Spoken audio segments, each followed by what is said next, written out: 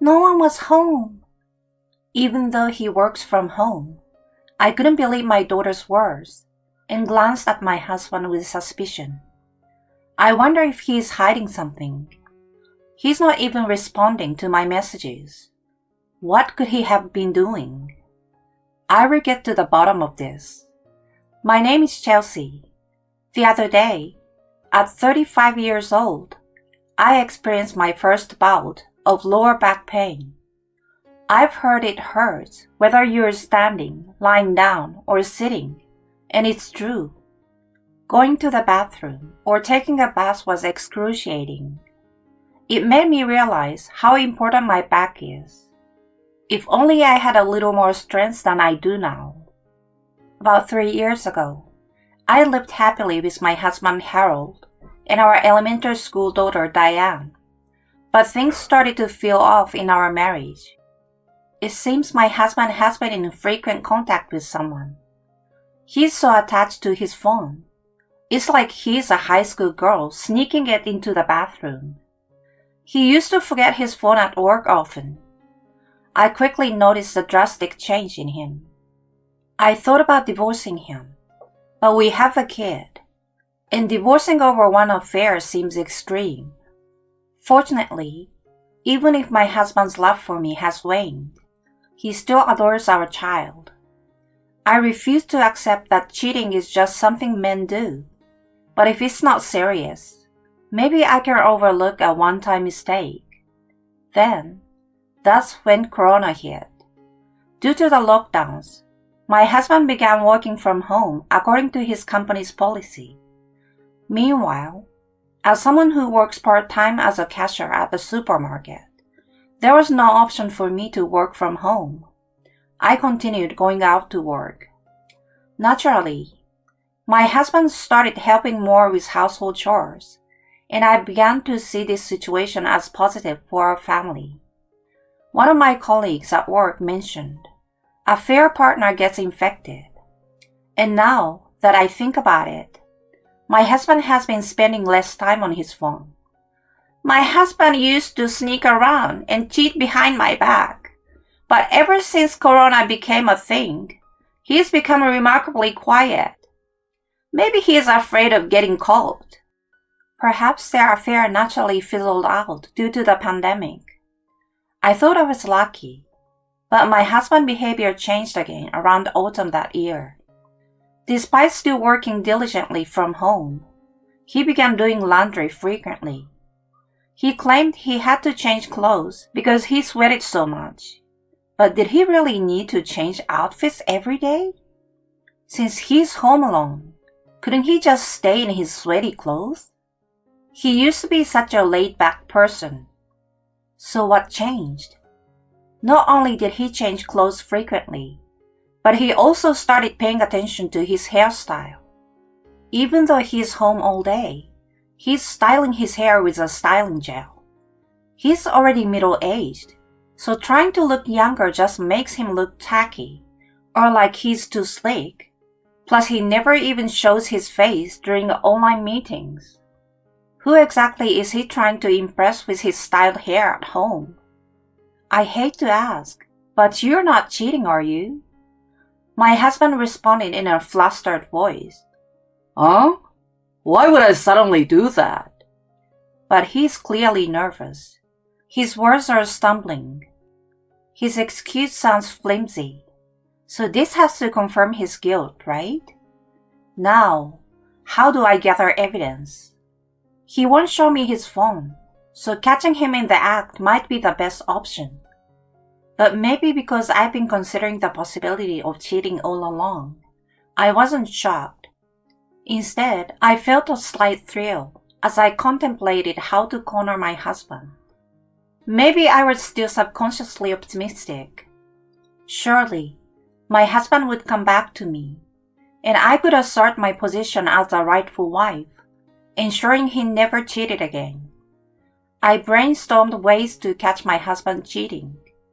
Then one day, an incident occurred. I received a call from an unknown number while at work. It was urgent. It was my husband.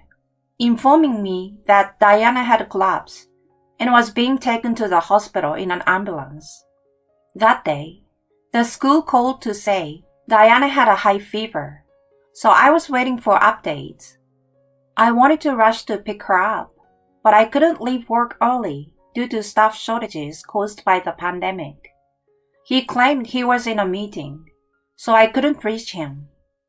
I sent a message about Diana's fever, but no one was available to pick her up immediately. I asked if they could let her rest in the infirmary until I finished work. But an ambulance? Did she really collapse at school? My husband sounded panicked on the phone earlier, so I didn't know what was going on, but I felt uneasy. I rushed to the hospital where my husband and daughter were supposedly heading. When I arrived, Diana seemed fine, able to respond properly despite being feverish, and even managed to smile. Thank goodness. The doctor mentioned that if Diana had collapsed at school, my husband would have been with her in the ambulance. It was my first time experiencing such a situation, and I didn't know how the school would respond, but that's usually the case. Diana nodded. Yeah, Daddy rode in the ambulance with me. Oh, so Dad picked you up? Nope. Then what's going on? My husband avoided eye contact. Where exactly did you collapse? At the front door of our house. Why there? I felt really lonely, so I secretly left school and came home. Hearing this, I glanced at my phone and saw several missed calls from the school. So that's what happened. Diana has a habit of seeking comfort from others when she's feeling lonely due to a fever. She had never had a fever at school before, which was unexpected. I need to apologize to the school. And she collapsed at the front door. No one was home, even though Dad works from home? He never heard the intercom. I rang it multiple times. My daughter isn't to blame. She's right. She did nothing wrong. If anyone's at fault, it's likely my husband, who's turning paler by the second. Actually, the paramedics mentioned that they received a call from a neighbor. They tried calling the intercom too, but no response. So they hurriedly called the paramedics for help instead. When the ambulance arrived and rang the intercom again, my husband finally answered, surprising them. They wondered why my husband, who should have been home, wasn't the one to report it despite the fact that Diana collapsed at the front door.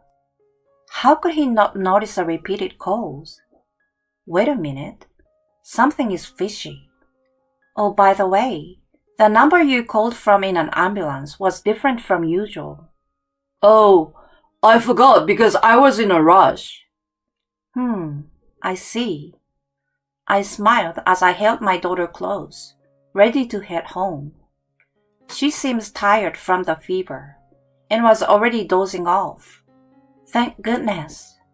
For her, it's best to just let her sleep. Fortunately, my mother should be finished with her part-time job by now. Maybe she can help look after my daughter for a bit. There's something that needs to be resolved no matter what. I hurriedly called my mother, ignored my husband, paid the bill, and headed for the parking lot. Oh, wait. Don't go home yet. My husband chased after me with a troubled expression, but I ignored him. Seriously, why would he say not to go home when our daughter has a fever? Something is really fishy. I took only my daughter in the car and left my husband stranded at the hospital.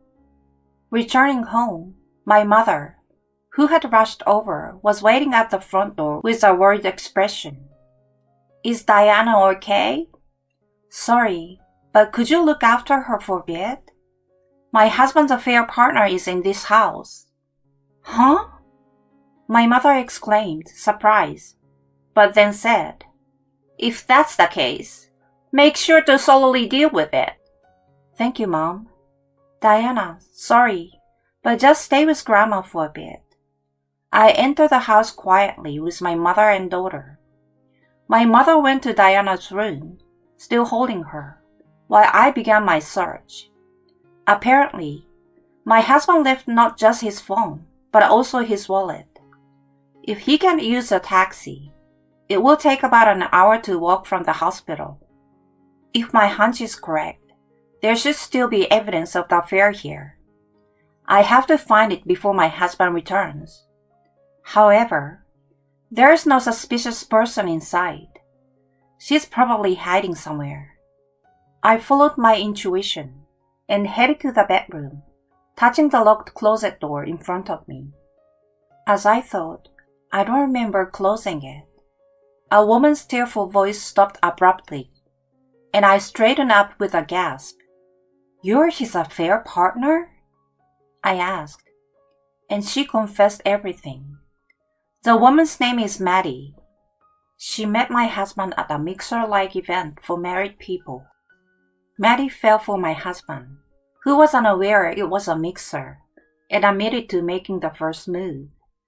Initially reluctant, my husband gradually warmed up after drinking, and they eventually began an affair. With the pandemic, it became difficult for them to meet after work, and they even broke up once. But my husband contacted her around the end of our daughter's summer vacation, asking to meet at our house. Moreover, my husband apparently took the day off today. A meeting, huh? It's all lies. He was in the middle of an affair when he heard the intercom at the time. Although he ignored the intercom at first, he heard the paramedics and emergency personnel shouting at the intercom, so he hastily got dressed and left. In his panic, my husband ended up hiding Maddie here, locking her in the closet, so Maddie couldn't escape. At least let her go, and you could have erased all traces of the affair. I thought my husband was a fool, but this explained his abnormal behavior. In short, the frequent changing of clothes was to mask the smell of other women, and he didn't notice the intercom or my calls because he was preoccupied. I used to think I could forgive a one-time affair, but if my husband is willing to endanger our daughter, then I'm done with him. After a while, the intercom rang. On the monitor, my husband, who must have hurried home, was asking me to open the door since he didn't have the keys. I pulled Maddie and opened the front door. At that moment, my husband's face paled. "Sorry, I told her." Chelsea, this is... It would be useless to say anything. I already heard everything from her. As I said that, my husband accused Maddie. What did you tell her? Normally, people would think, you just got caught by your wife, you know. There's no way the cheating partner can't be questioned, right? I said, "I'm sorry." My husband looked troubled. Why did you apologize and spill the beans? That's not the point. If you hadn't locked Maddie in the closet, things might have gone smoother, huh? It's your own fault. My husband couldn't retort to my words and hung his head low. Okay then, here's your phone and wallet. I handed them to my husband briskly. What's going on? I ignored my husband's query, and I pushed Maddie towards him. Well, thanks for everything until now. About the divorce papers and alimony, we'll talk later. It's done. I wish you both happiness. Huh? Wait! Please, Chelsea, I will apologize properly, so let me in. No way. Not inside the house. It's disgusting to be cheated on, but today, Diana's not feeling well, so until the property division and procedures are done, I will stay here or at my parents'.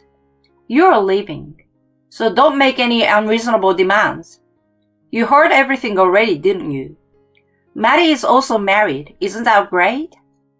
Well, That is, if you get along well with her husband. So goodbye now. I smiled and closed the front door. I felt like I heard my husband dying scream, but I ignored it. Afterward, my husband repeatedly begged for reconsideration, having broken up with the affair partner. But I didn't accept, seeing him as a pest. I demanded alimony from him, and Maddie's husband also sought compensation. Maddie didn't love my husband so much to divorce, but chose to mend her relationship with her own husband instead. Maddie's husband, however, couldn't forgive his wife being taken by another man, so they continued the farce of marriage. It seemed my husband didn't really love Maddie that much after all, because it was me he truly cared for. For him, being abandoned by both his wife and the affair partner made him fear women. It's not just about never cheating again, but possibly never being with a woman again for him, making this a traumatic event. He seems to want to see his daughter, but Diana seems to understand what had happened that day as she grows, even though I haven't said anything. She has grown to dislike him, so she doesn't want to see him anymore. To him, this is very painful. Meanwhile, my daughter and I began living with my mother. It's close to our old home, which helps because my daughter doesn't have to change elementary schools, and I don't have to change workplaces either. My father was livid about my husband's affair. Meanwhile, my mother praised me for divorcing. Living with their granddaughter brings joy. They are grateful for the move and thanks me often. Ironically, divorce seems to have brought my parents closer. My daughter enjoys the time when my father helps with homework and my mother plays with her. She has become quite a grandpa's girl. They say children raised by grandparents turn out to be kind. I hope my daughter does too. The other day, my mother's birthday and Christmas fell on the same day, so we had a small party with the whole family. My mother and daughter baked the cake, and despite the clumsy decorations by my daughter, it added a sense of warmth. My father had once said he would be happy to have such moments with his family again, even when he gets older. I hope for such a future too, where we can all sit together at the dinner table and share a drink. For that, I said, "You got live long, Dad." He laughed and said, "Leave it to me," when he mentioned walking my daughter down the aisle someday. My daughter didn't seem to fully grasp the meaning of walking down the aisle yet. "So let's walk together, Mom, Grandpa, Grandma, and everyone." It might be a lively walk down the aisle, but that might be good too. I'm looking forward to a future where the whole family can always be happy. Despite everything that happened, that's how things stand these days.